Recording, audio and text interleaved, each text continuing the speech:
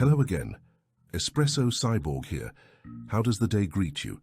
Today we will be replacing the burrs on an Enea On demand grinder while we are sipping our espresso. Okay, let's get to it, and don't forget your pinky.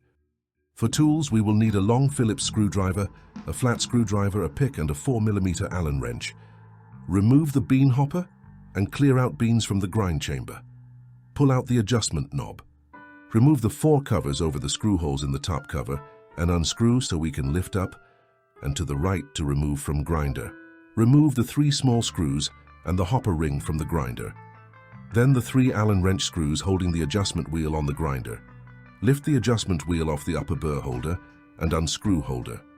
Remove the burrs, clean holder with a bar towel and set aside.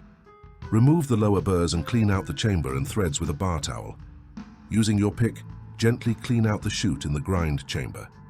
With the lower burr holder and chamber clean, set the burrs on both holders. Screw the upper holder onto the grinder using your thumb and middle fingers. If you cannot screw on the holder with 2 fingers, then back it out and start over. That way we can avoid running into any cross-thread issues. When the burrs touch each other, back off about 1/8 of an inch. Plug in the grinder, turn on the switch and press down the safety switch. Turn the rheostat so the grind reading is 7 or 8 on the display.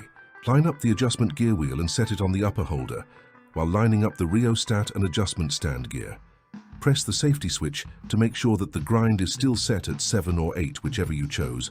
Screw on Allen wrench screws. Screw on the hopper ring and set top cover in position, making sure the adjustment shaft is in the proper location. Set in 4 screws and covers, then push adjustment knob in place. Set bean hopper on and screw in safety screw. Turn on grinder if it is off.